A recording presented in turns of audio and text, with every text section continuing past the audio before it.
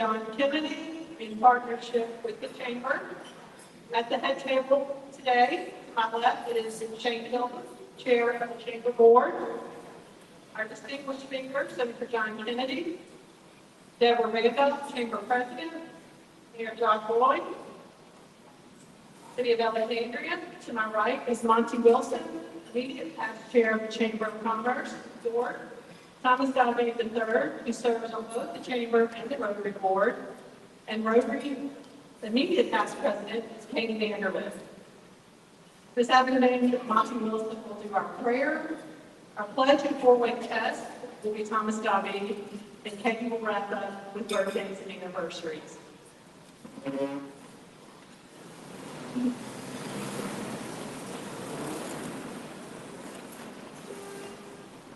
Let us take a moment, bow our heads in silence, and pray. Our gracious Heavenly Father, we come to you this day to give you thanks for the many blessings that you have given our nation, state, and right here in Central Louisiana. We ask that you give our leaders, President, our Senate, our House, state, local leaders in government, wisdom and guidance to lead our country, our cities, according to your divine will. And we ask that you bless this food that we're eating today, and that you will continue to bless our nation, our city, and all of the citizens that are here in the great nation of living. It's in Jesus Christ's name we pray and ask these things. Amen.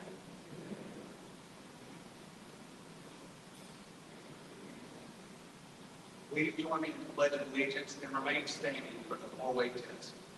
Pledge of Allegiance to the flag of the United States of America, to the republic of the nation under God, indivisible, with liberty and all. For all those who are not able to hear, our four-way test is right here. Of the things we think, say, and do, is it the truth? Is it fair to all concerned? Will it build goodwill and better friendships? Will it be beneficial to all concerned?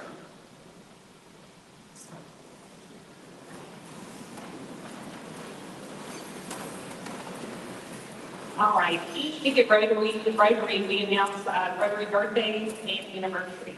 So October 30th, Lou Dana, birthday, happy birthday. And Halloween, October 31st, we have Pat Moore. Happy birthday to you guys. Our club anniversaries, October 29th, Heather Poole, 11 years, and John Ryland, 11 years. And October 30th, Rachel Wilmore, 16 years, and Deborah Upton, 22 years. Congratulations to you all. Now it is my pleasure to turn this program over to my dear friend and colleague, Deborah Randolph of the Alexandria Chamber of Commerce. Thanks, Linda. Good afternoon, everyone, and thank you so much for being with us today. The Chamber is honored to host Senator John Kennedy in partnership with the Alexandria Rotary Club. The Chamber Board and I appreciate you, Senator Kennedy, for your stellar leadership in the U.S. Senate and for all that you do in support of Central Louisiana. There are several generous sponsors who helped to make today's luncheon possible. We deeply appreciate the presenting sponsors, Roy Martin, Petron, Procter & Gamble, the City of Alexandria, Power Grid Services, Clico, and Precision LLC. We thank the gold sponsors, LSUA, England Air Park, Northwestern State University, Christus St. Francis Community Hospital, Rush Funeral Homes, the Rapids Foundation, UTLX, and Explore Alexandria and Pineville. And we thank the table sponsors you see on the screens for supporting today's program. We appreciate the turnout of both Chamber members and Rotarians today, and we welcome all the Rotary guests. And we have many elected officials in the audience with us today. And if you are an elected official, please stand to be recognized.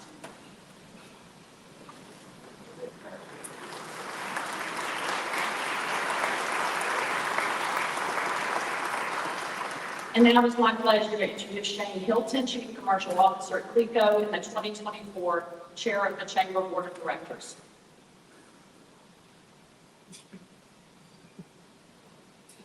Thanks, Deborah. Good afternoon, everyone. I'm Shane Hilton of Plico and currently the 2024 board chair of the Central Louisiana Chamber of Commerce. Today, I'm honored to introduce one of the most recognized and respected congressmen, who is well known for his practical and common sense approach to representation. He's built a distinguished career as a conservative champion for the people of Louisiana and a dedicated watchdog of taxpayer money. John Kennedy was elected to the U.S. Senate in 2016 and re-elected in 2022. Senator Kennedy served on the Appropriations, Banking, Budget, Judiciary, and Small Business Committees in the U.S. Senate. He served as the top Republican of the Appropriations Subcommittee on Energy and Water Development, Judiciary Subcommittee on Federal Courts, and Banking Subcommittee on Economic Policy. During his first term in the Senate, Senator Kennedy passed several bills to protect our stock market from foreign corruption, extend flood insurance protection for Louisiana homeowners, and stop corrupt lobbyists. No other Louisiana senator has passed more bills in his or her first term. Prior to his election to the Senate, Senator Kennedy served as state treasurer of Louisiana for 5 terms. Senator Kennedy also served as secretary of the Department of Revenue, special counsel to Governor Romer, and secretary of Governor Romer's cabinet. Senator Kennedy graduated with magna cum laude from Vanderbilt University, where he was president of the senior class. He received his law degree from the University of Virginia School of Law and earned a Bachelor of Civil Law degree with first-class honors from Oxford University in England. Senator Kennedy served as an adjunct professor at Louisiana State University's Paul M. Hebert Law Center from 2002 to 2016. He has volunteered as a substitute teacher in Louisiana Public Schools. He resides in Madisonville, Louisiana, with his wife Becky and their dogs. The Kennedys are founding members of their local Methodist Church. With that, please join me in welcoming U.S. State Senator John Kennedy.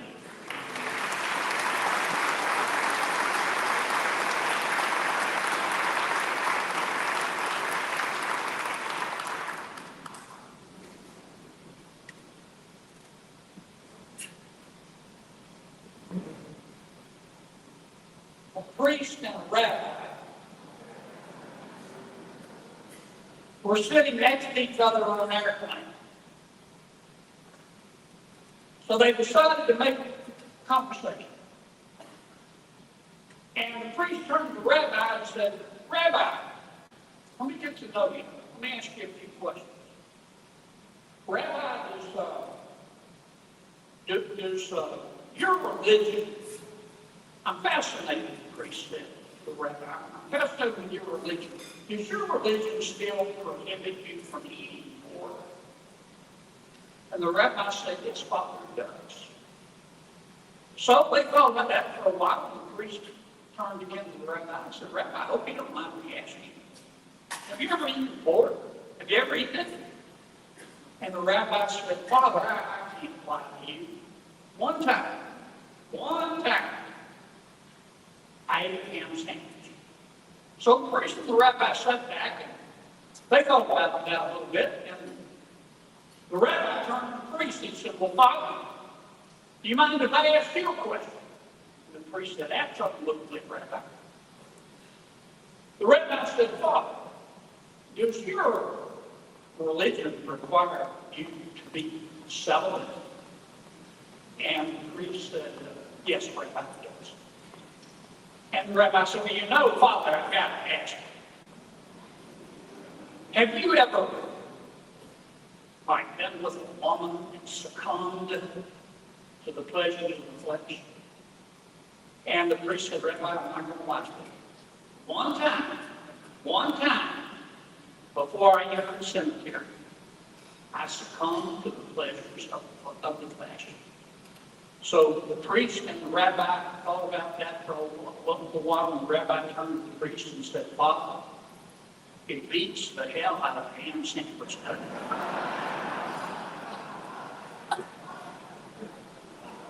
I'm delighted to be here. It is so, I'm so honored to be here. Some of my younger years were spent nearby here in Catahoula Parish, where my grandmother was from. We would come up and go fishing in Alexandria and find them like the big cities. I'm going to talk about a number of things today. Then I'm going to try to leave plenty of time for questions, being mindful of the hour. I want to recognize first my staff. I've got a great staff. I couldn't do this job without my team. And some of them are here today. I'm going to ask them to stand. My deputy chief of staff is with me, Ross White. Ross is here somewhere. Here he is over here. Jake Benoit, who, don't take this the wrong way, but I see Jake and I see my wife. He travels with me. And we travel all over hell and half of Georgia. I mean, we're just everywhere. Hannah Livingston, you know Hannah. Hannah's right over here, the beautiful lady in the blue dress. And last but certainly not least, Mr. Murphy Chestnut. Where's Murphy? Also, I'm so proud to be here with our mayor and all of our elected officials.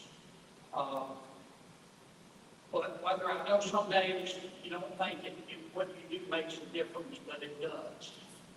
And I thank you so much for giving so much to our community and to our state. I sit on a number of committees. I want to talk first about Alexandria Pineville in Central Louisiana. We've got a lot to be thankful for as we approach Thanksgiving. We got some problems. I sit on 5 committees in the United States Senate. That's way too many, but I don't want to give up any of them. I enjoy all of them. One of my committees is appropriations. And part of my job as a member of the Appropriations Committee is to work with all of my congressional colleagues, and we all work well together, and try to make sure that Louisiana gets its fair share. That's what I do. I don't want any penny more than we deserve, but I don't want a penny less either. And I make that very, very clear in a nice way, that I mean that.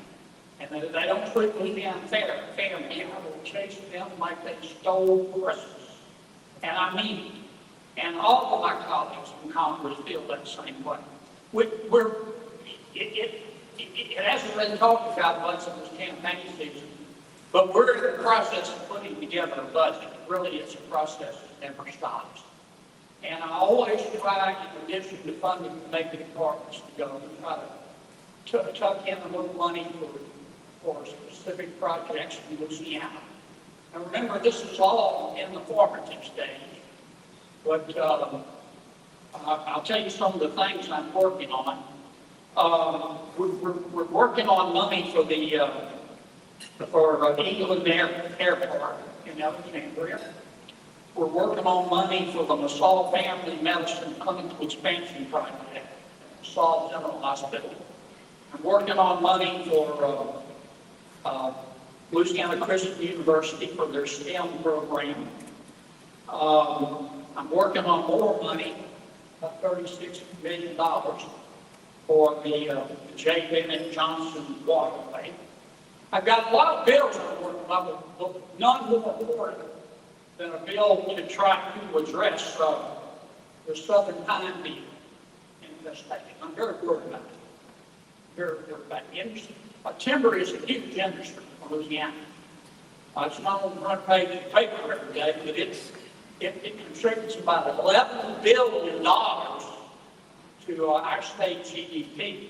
And you can trace about 37,000 of our jobs, directly or indirectly, to timber. And the southern beetle infestation is serious. We're going to fight back. We have a bill. I'm working on it with Senator Highsmith in Mississippi. It's called the Pine Beetle Restoration Act. The Pine Beetle Response Act. We're basically going to try to gin up the USDA, providing them with some more money that we have found to try to provide a match program with the private sector to fight these things. And we're going to be the match. Now, that's not the only thing that I'm working on, but I wanted to mention it because it's just such a huge part of Louisiana's economy. And we're rich. Now, let me talk about some things today. First, I'll talk a little bit about the election. But I need to say something first, and it's important to me that you hear what I'm about to say. I don't hate anyone. I don't hate anyone. I've always believed that there's something to be grateful for. And I look for grace wherever I can find it. When I say my prayers, one of the things I ask God, I'm not real big on praying for specific things. I used to be when I was a kid. But I do it as I have matured, I do it less. But one of the things specifically I ask God, God, please don't let me hate.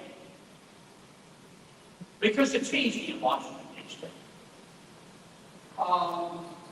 I'm happy to be a Republican. Washington, D.C. is pretty much, as you know, a Democratic city. Most of the members of the administrative state are Democrats. Most of the think tanks are Democrats. Most of the members of the media are Democrats, which is fine.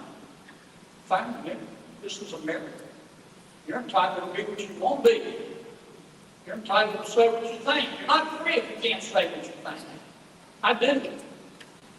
God gave me the right to remain silent and not be biblical. But sometimes in D.C., because politically it is a one-sided city, our country is divided right down the middle. But Washington is not. So if you're a fiscal conservative like I am, sometimes it gets a little discouraging. I live in a little overpriced Capitol Hill apartment about a block away from the Capitol. I've lived there for 7 years. I rented furniture. It's kind of early Salvation Army before. That's great. I love it. My wife keeps me decorated. I said, nah. I got a bed. I got a microwave. I got a TV. And I got a vacuum table that I use as a desk. It's great. But anyway, some days I get up, I leave my overpriced Capitol Hill apartment. I walk into the Capitol and I say, Kennedy, I talk to myself. I say, Kennedy, today, man, you're not going to hate it. If you're not going to hate it, you're going to follow Jesus. And by 10 o'clock, I still want to follow Jesus. But I don't slap the hell out of somebody. So it's hard. But don't hate. Don't hate. It's okay when people have points of view different than you. And I don't hate anybody. Now, let me tell you what I've been doing for the last 6 months. That's why I haven't been much in Louisiana, other than been in Washington when I've been out in the campaign trail. I have been campaigning for a lot of my Senate colleagues in what we call battleground states.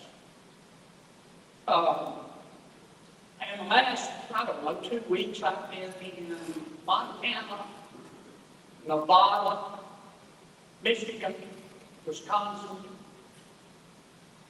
where were we else today? Pennsylvania, we've been in Ohio, and probably some other states I'm leaving out, not where they're sending me this weekend. I've been campaigning, as I said, for Senate candidates. The only fun I had, really, I enjoy it, meet a lot of interesting people, but I slipped away when I was in Montana and did a little fly fishing. I love the fly fishing. I took an afternoon off when I was in, I did all my work that morning, spoke to the rapids, and I got a guy who went trout fishing, because I love the fly fishing. I fly fish mostly in freshwater here in Louisiana, brim and bass. I use real light now. And here's what I learned trout fishing. our fish in Louisiana are pretty much dumbasses.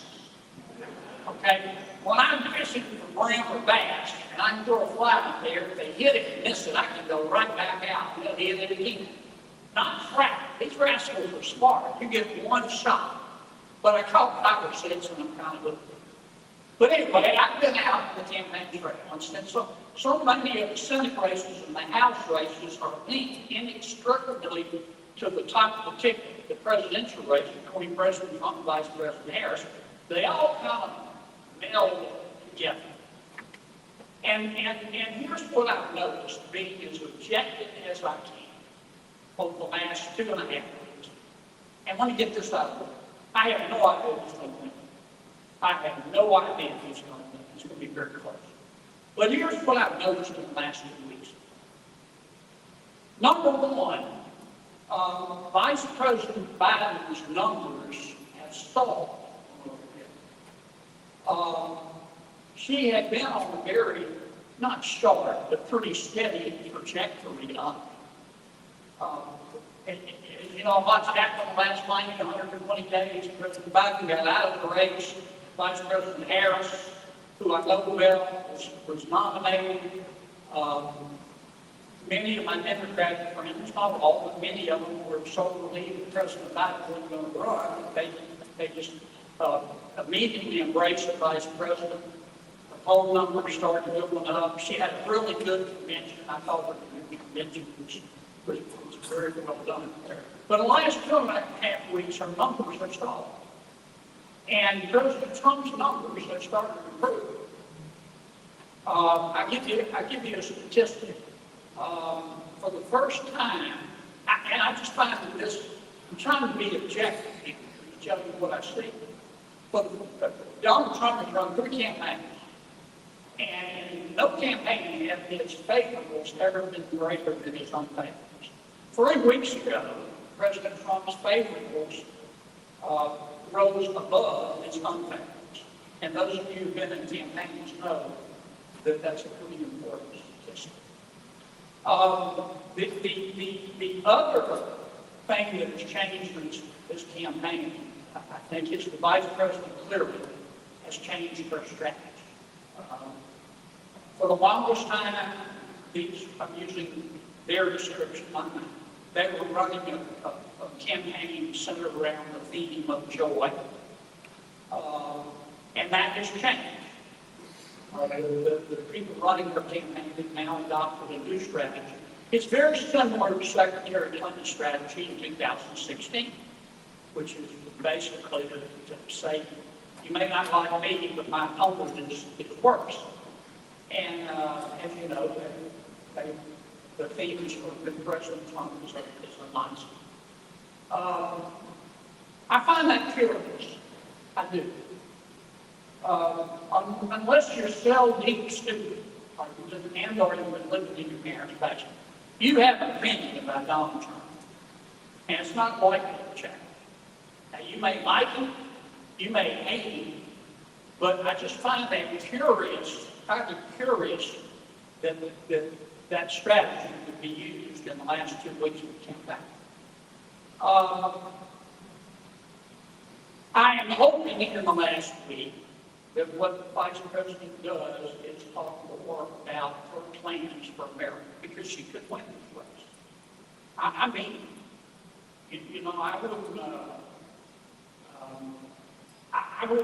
certainly would not bet my house on who's going to win this race. And if I were betting your house, it would probably just be, I don't know, you know. I mean, it's going to be really close.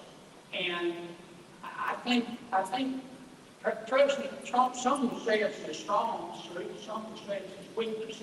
But you know where he stands. You know what he's going to go and inflation and crime and the border and national defense. I think the Vice President's better to stand. I'm not talking more about her plans to address the problems that mom and dads lie awake at night and worry about when they can't sleep. Maybe she will start doing that. And in the last week, whether you're a Trump supporter or a Harris supporter, the American people want to know that their president has the right stuff. They do. They want to know that their president has the right stuff. They're looking for a cross between Socrates and Dirty Harry. Now, they know that individual frontman doesn't exist, but they want somebody who's tough, somebody who's wise. And I don't think that the American people may lie down at night or worried about whether someone is a fascist or someone is a racist or someone, one opponent says the other hates little young puppies. And I know how campaigns are, I've been in them. But here's what I think the American people are worried about. And here's what we're going to have to address in the United States Senate, whether our president is Donald Trump or Kamala Harris. And I know both of them will. I know both the president and the vice president will. I've served with both of them. The number one problem on the mind of every American is inflation. Inflation is gutting the American people and the middle class like a fish. It is a cancer on the American dream. And this inflation was made in Washington, D.C. Now, the rate of inflation is better, thank God. What does that mean? It's called disinflation. Here's what it means. It means that prices are going up less quickly than they were. A year and a half ago, prices were going up about 8% annualized a year, and that's a very conservative figure. Some prices are going up at the rate of 20%. Now prices are only rising at the rate of about 3% annualized. But they're still rising. So when you say we've reduced inflation, what the economists call that disinflation. It just means inflation is coming down. Prices are still rising, but they're not rising as quickly. What the American people want is deflation. They want prices to go down, not to rise real slow. Now that's hard. That's why inflation is so pernicious. It's like a stray dog. Once you feed it, you can't get rid of it. So like Congress people. These prices, the only way I know of short term to get these prices down is to go into a deep recession. I'm talking about a deep recession. 10 or 12% unemployment. And we don't want that. Our friends will lose their jobs. The only other way for us to solve inflation, and this is what we're going to have to do to compensate for these prices, whether Vice President Harris is president or President Obama, President Biden is President Trump is president, we're going to have to grow out these high prices. We're going to have to grow this economy. Right now, our economy is growing between 2 and 3% a year. That's an embarrassment. The American economy is the greatest economy in all of human history. We ought to be growing at least 4% a year. At least 4%. So that wages are going up, incomes are going up, profits are going up. The business people among you know exactly what I mean. Businesses are encouraged to increase investment. The only way we're going to do that is to get government off people's backs, particularly in the private sector. Reduce the regulation so it's cheaper to do business, and lower taxes. Now, many of my colleagues, Democratic colleagues, particularly disagree with me. They think the first order of business will be to raise taxes because we're running deficits. I think they're wrong. I think 5,000 years of human experience has shown us that the only way for an individual to increase his or her wealth, the only way for a country to increase its wealth is to increase output. Duh. You've got to increase output. How do you increase output? Well, you can have more maintenance, but that takes a lot. And Americans don't seem to like that idea.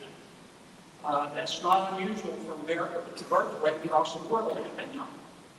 The other thing you can do is increase investment.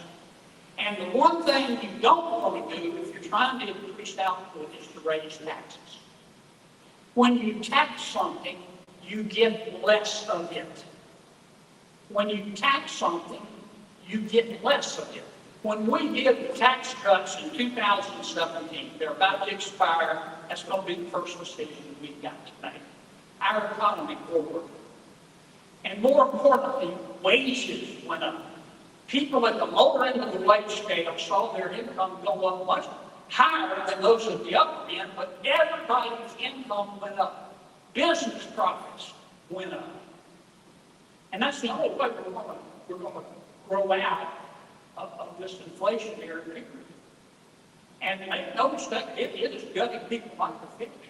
And people are sick of it. The average family in Louisiana, median household income, family for mom and 2 kids, is about $58,000 a year. Inflation in the last 4 years has contributed $11,000 to that family's expenses. They're making $57,000. They've got to come out of pocket $11,000 more. They maxed out the credit cards. They've cashed in the savings accounts. They've raised the kids' college savings fund, which they're thinking about, and they haven't done it already, going into the retirement account. The money's got to come from somewhere. And they haven't enjoyed the kind of wage increase. They have some wage increases, but they're still underwater what we call real wages, even if they got a pay raise because of inflation. And people are just sick of it. And that's the biggest factor in this election. And I predict whoever wins or loses, it will be on that issue. People are tired of having to sell blood plasma and go to the grocery store. They are. People are tired of having to sell a ticket to pay their rent. People are tired of having to arrange financing to buy a pound of hamburger.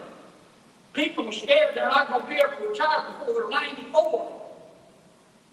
And they're worried that when they do retire, they'll have to live in a tent behind the outback and eat cat food. That's not the America that the American people are used to. The second issue we're going to have to confront, I'll do it on time. I won't leave a lot of time for questions. The second issue we're going to have to confront is the border.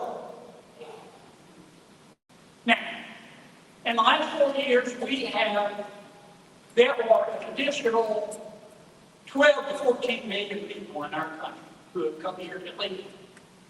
We don't have the slightest idea who they are. I'm not saying they're all bad people. I am saying they're all here illegally. And if you believe in the rule of law, that matters. But the truth is, we don't know who they are. In the last 4 years, we have added 4 Nebraskas. 4 Nebraskas. If you figure the population of Nebraska increasing 4 times, it's about 10 to 12 million. Now, many of my colleagues in Washington, mostly Democrats, think that's fine. I don't. And I don't think the American people do. Here's the way the American people look at the southern border. They look at the southern border, this is my opinion for what it's worth, kind of like the front door of their home. Most people in America lock their front doors at night. I do. Why do they lock their front doors at night? They don't lock their front doors at night because they hate everybody on the outside. They lock their front doors at night because they love the people on the inside. And they want to know who's coming into and out of their home. And that's the way most Americans look at immigration. I think they support it. They say, look, we want to know who you are. What can you add to America? Are you going to assimilate in America? Are you going to become an American? Are you a criminal? Why do you want to come here? Reasonable questions. Some of my colleagues in Washington just don't believe in borders. They think that vetting people at the border is racist. They do. I think it's prudent.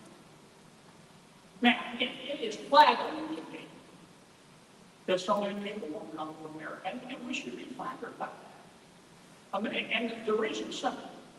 America is the greatest country in all of human history, and the whole world knows it, and they want to come here. I mean, when's the last time you heard somebody trying to sneak into China? I want to come to America. But you have got to control it, and that's what every other country does. Actually, solving the border problems will probably be, regardless of who the president is, whether President Trump or Vice President Harris, it will probably be the easiest problem we have to solve. All we have to do is go back to the policies that were in full force and effect the day before President Obama, or President Biden, rather, took office, because he got rid of every one of them.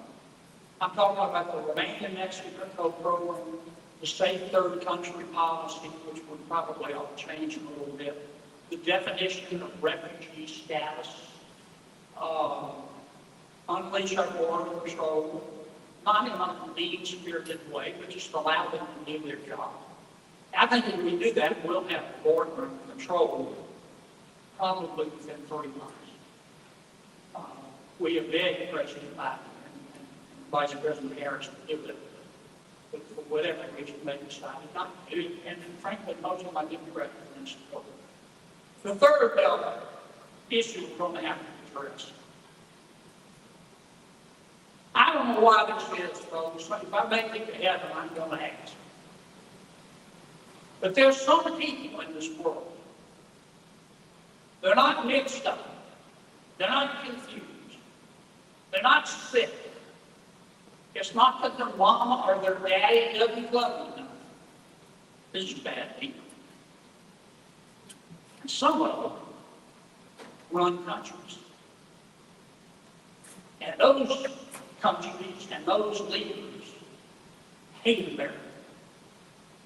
They want to kill Americans, and they want to drink our blood out of a good people. We should more than case, but it is.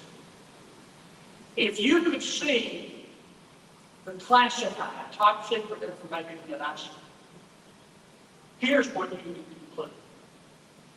President Xi in China, President Putin in Russia, and the Ayatollah in Iran are working together. President Xi is the quarterback, but his running back is Putin, and his flanker is the Ayatollah in Iran. And here's their goal. Their goal is to have Russia dominate Central and Eastern Europe. Their goal is to have the Ayatollah in Iran dominate the Middle East and control the oil there. Their goal is to have China and President Xi dominate the Indo-Pacific, dominate sub-Saharan Africa, and be free to make inroads in South America.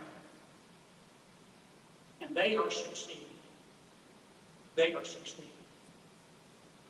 I don't want America to be the world's religion. I don't want us to have to be the world's religion. But by God, I don't want Xi Jinping in China to be the world's religion either, because I've met this man. I've spent 2 hours with him. He's got a taste for blood. He hates America.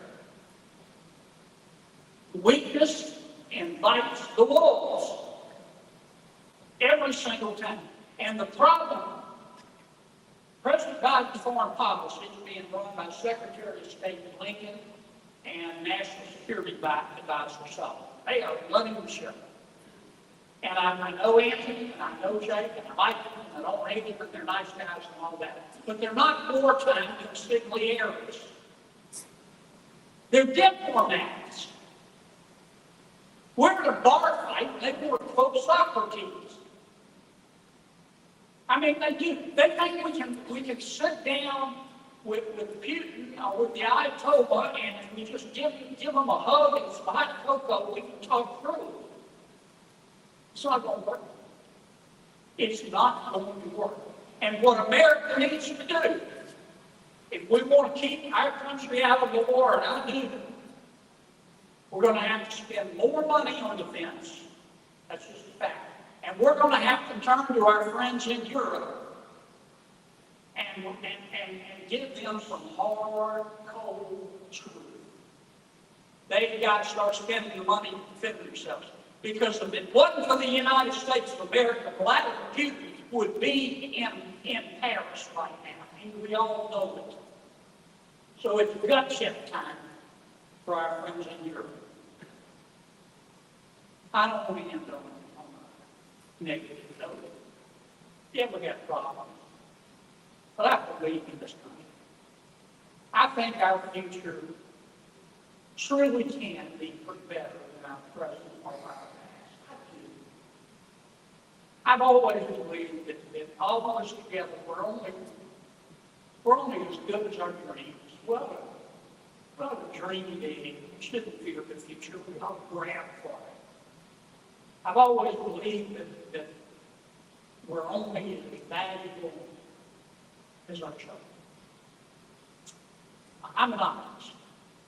I'm a paranoid optimist. I'm an optimist in words, but we're going to be okay.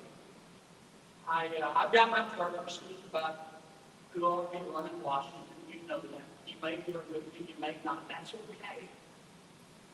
But there's one thing that I hope we can all agree on. Republicans, Independents, and Democrats. This is the greatest country in all of human history. And Arlington National Cemetery, if you haven't been there, Arlington National Cemetery contains 400,000 reasons why you should stand your ass up for the national anthem. Thank you for having me today. I'll be glad to answer any questions.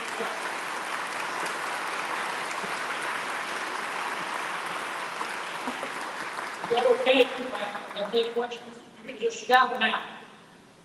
Yes, sir.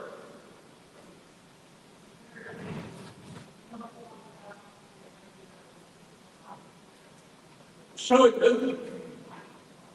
yeah.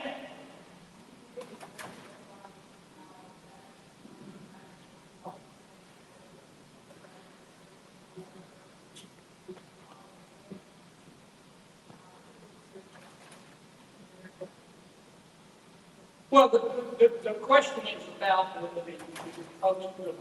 person who's in our country legally and has a drug license and a risk.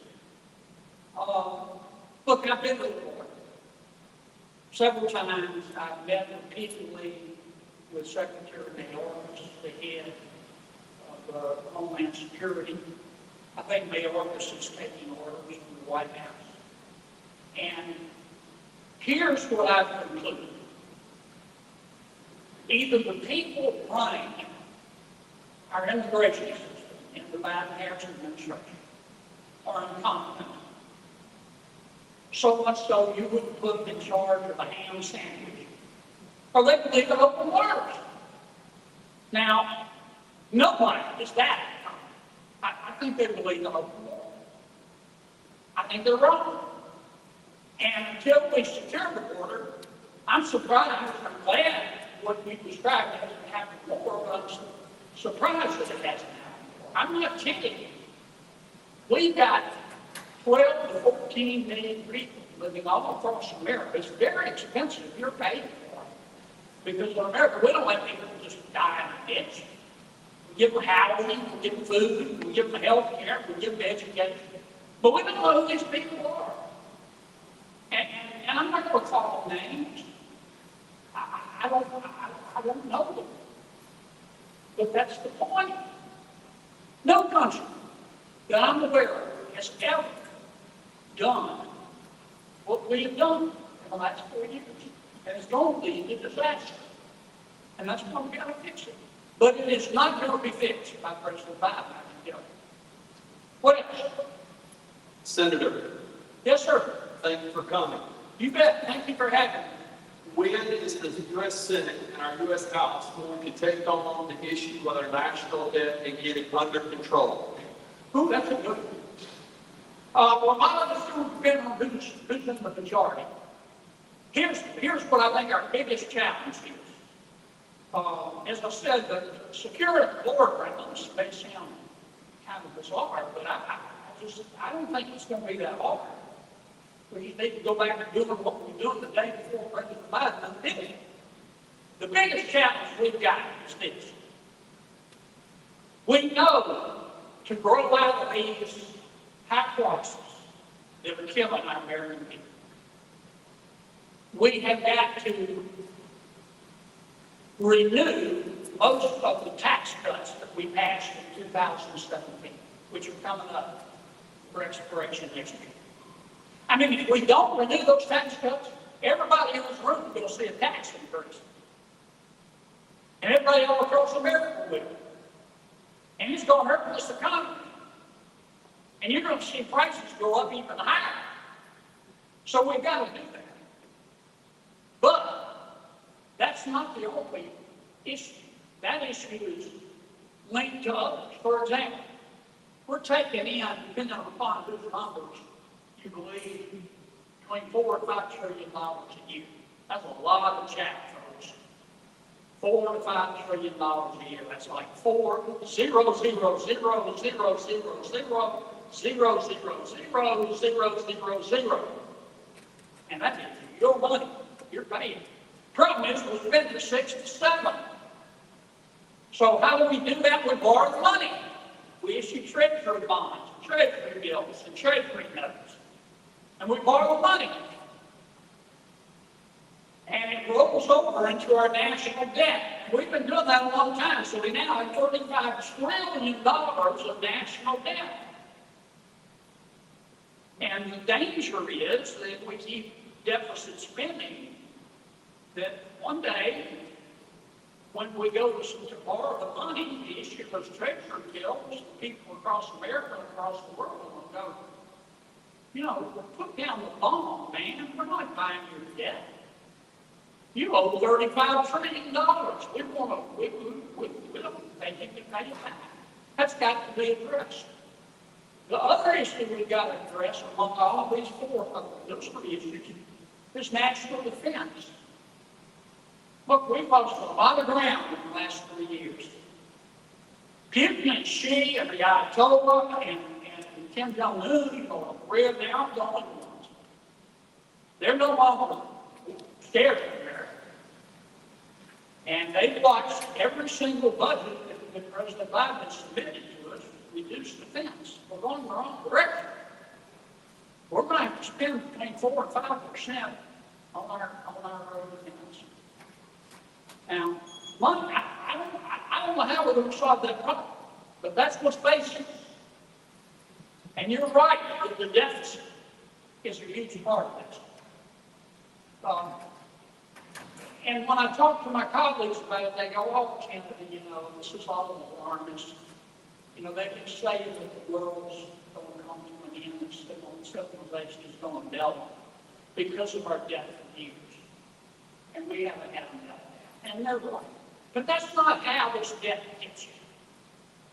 Here's how this debt is like, it's like termites. You get termites on a Tuesday. Your house doesn't fall down Wednesday. But give it here a 3, a 4, a 5. And I'm already seeing, right now, we are paying more of your tax dollars in interest. Not to pay back principal, just in interest on national debt than we are on defense. I never thought I'd see today. Solve the problem is going to take Democrats and Republicans. I can tell you that. And it's going to the problem we have in the Senate is the Senate works just fine, so long as everybody is not crazy at the same time. And what we have to do in the Senate is all sit down with the rest of the Republicans and say, those are the 4 problems, and we got to solve them, and you can't just solve them. That was too long of an answer, but it's not. Yes, sir. Senator, I wanted to make sure to thank you. One of the big areas of crisis is the lack of health care. Healthcare, yes. And the lack of nurses and allied health professionals and rural doctors and even rural veterinarians. And you kind of stepped up for us, and I want to thank you for that. Alexandria is trying to address that. Yeah, we're going to get you some money. Yeah. And we appreciate it very much. Thank you. We'll get you some money. Here's the deal on the healthcare, okay? Good news first. America has the best healthcare in the world. I'm telling you, I've been all over the world. If you've got the money and you get sick in China or Canada or Estonia, you come into America. Because we got the best doctors and nurses and lab techs and researchers, the best in the world. The problem is that the way we deliver that care pretty much sucks. Okay? Our healthcare delivery system is overburdened with rules and regulations. The administrative expenses are too high. We don't deliver it in a very efficient or fair manner. And that's what we got to work on. But it requires the cooperation of healthcare providers. And we've got some good healthcare providers, don't misunderstand me. But we've got some who are greedy. I mean, they are. And they're making a barrel of money. And they want to keep making a barrel of money. And what we've got to do is say, no, we want you to make a profit. But you can no longer charge whatever you want to charge because you don't have the competition. One of the things we were making progress on is Medicare Advantage. Those of you who have Medicare Advantage know what I'm talking about. Medicare Advantage, about 50% of the elderly who qualify for Medicare to sign up for Medicare Advantage.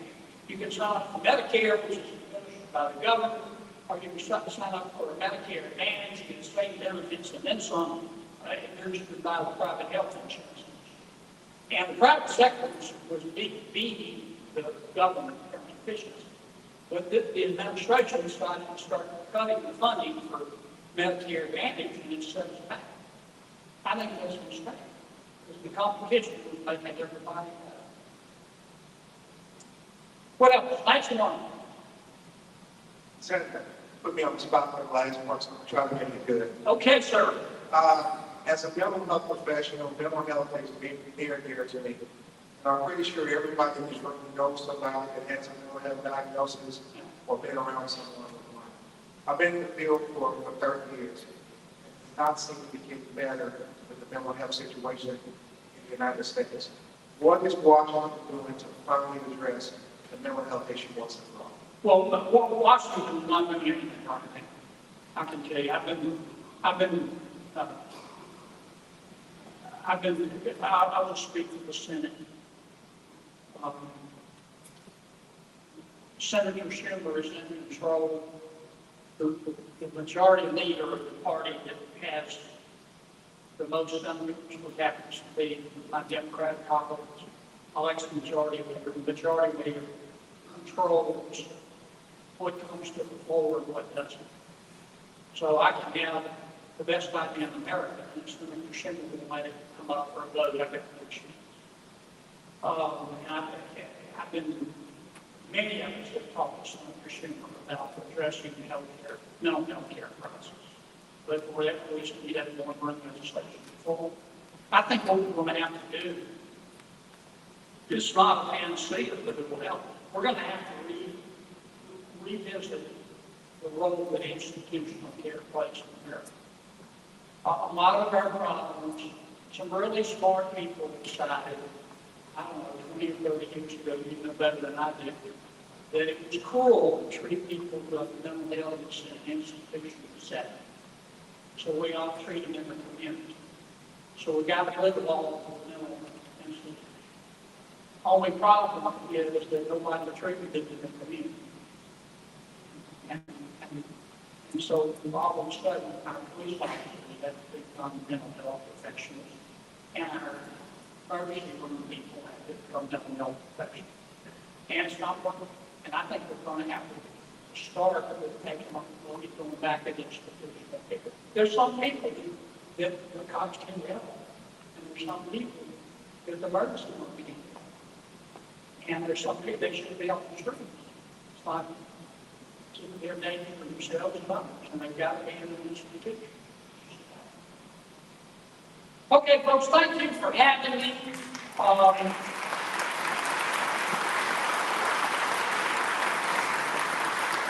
vote. Go vote. Go vote. If dead people can do it, so can you. Thank you.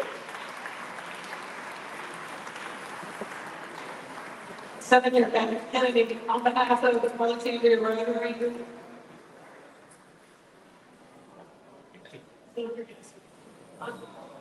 On behalf of Rotary and the Chamber, we appreciate you being here today. And here is the Rotary pin that you can sign all those checks with. It's a Rotary pen.